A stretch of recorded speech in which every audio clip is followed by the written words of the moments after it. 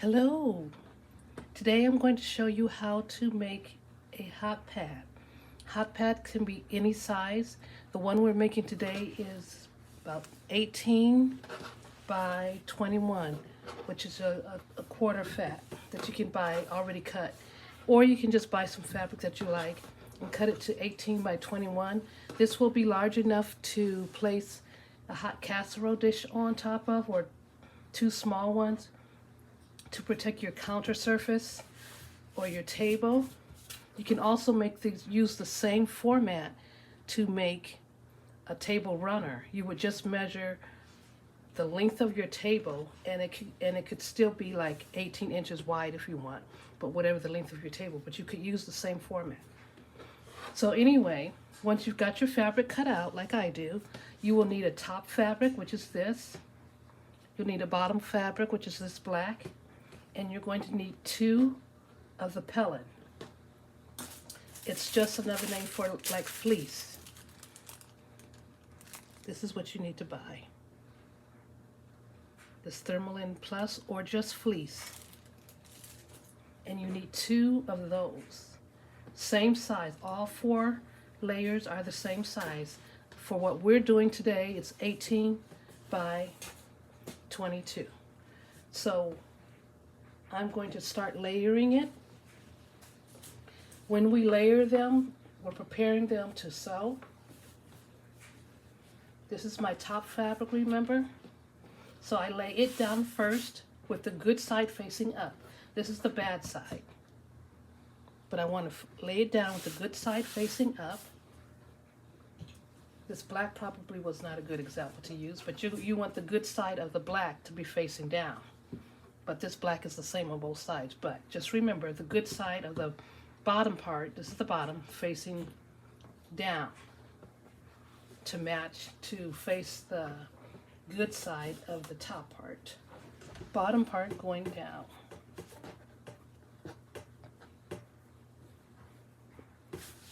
And then we'll come in with our fleece. And it goes on top. Okay, that's it. That's how you layer it. Just remember, you have your 2 sheets of fleece, your bottom layer, which will be facing, the good side will be facing down, and your top layer, which the good side will be facing up. You've got that all done. You're going to get some safety pins, some straight pins.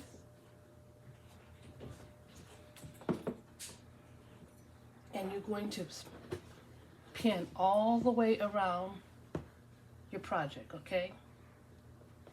Just like this, all the way around. I'm going to go and pin mine, and then I'll be back. Okay, I'm back. I have it pinned all the way around. I left an opening up here. Space between these two, this is about 4 to 6 inches. So that when you sew, you're going to sew all the way around. Start at this pin, go all the way around, and then end at this pin. We need to leave an opening. So that's what I'll go do now. I'm going to start at this and sew all the way around. This is just a nice big rectangle. Sew on the edges about 1/4 of an inch. And stop here, leaving this opening here. And then I will probably trim this down as well, so that when I turn it out, it's not so bulky. So I will go show you that. I'm going to go sew it, and then I'll be back. You go sew too. Hold on. I thought I'd come before I trim it off to show you that these white edges here, you want to make sure you sew on the good fabric. So, because we're going to trim all of this off. And all the way around here, because where my fleece was a little bit wider than the fabric, which is normal, I'm going to cut all of this off. You're going to cut close to your sewing edge, but not over your straight line here. You want to make sure you keep that. But we're going to cut it off. I'll probably use this as my guide, my top one, since it's on top and it's just small enough. Okay, so do not cut on your line. You're going to cut here just to trim it so that it can look, it won't have so much fabric when we try to fold it out. And on this edge here, just cut your corners. Again, just barely. Don't cut over your stitching.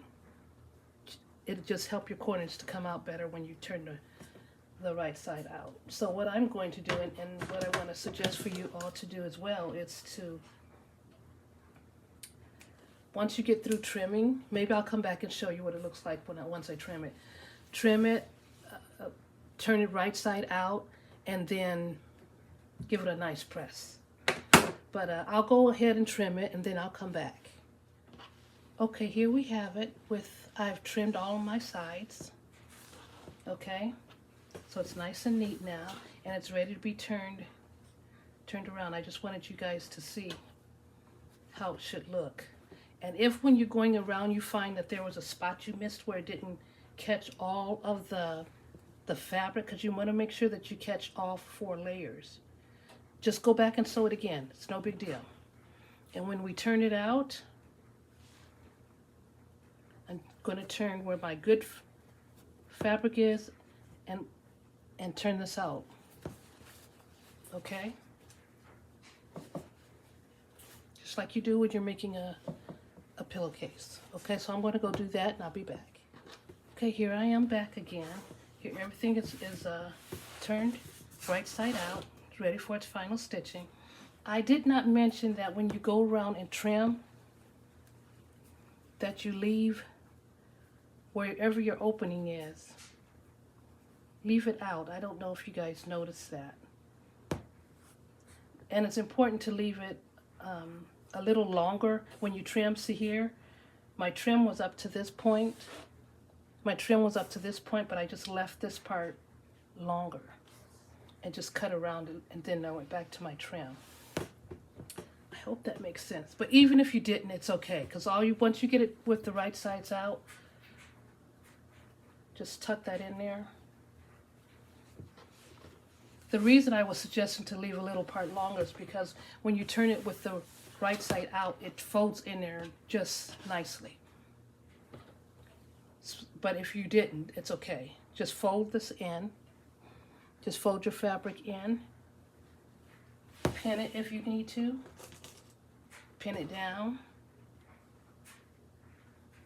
Because all you're going to do now, once you get it pinned down, make sure you pin it with the fold it the way we want it folded, because we don't want anything on the back, so we want it to be nice.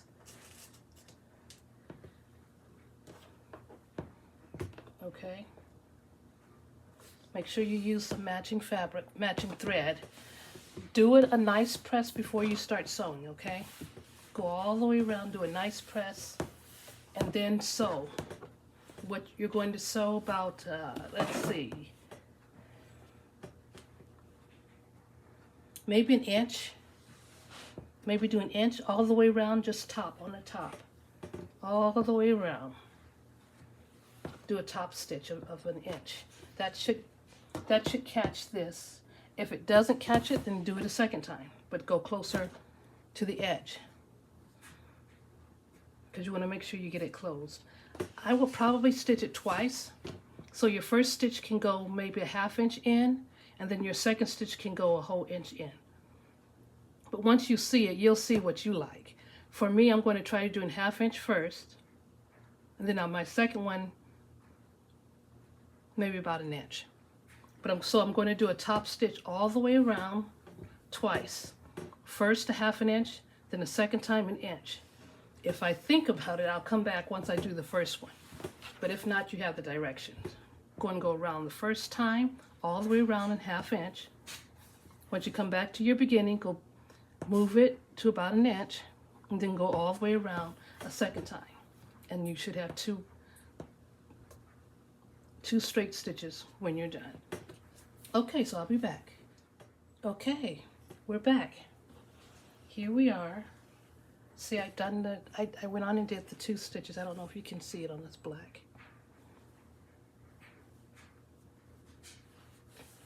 once you get started sewing, it goes so really fast. Maybe it's easier to see on this side. Okay, but it's all done. This is it. This is what you would set your hot items on your, to protect your table. It's just a hot pad, very easy to make. Once you start making these, you'll want to make one for everybody because they're very, very simple. Very, very simple. So, really would like you to try it. Bye for now.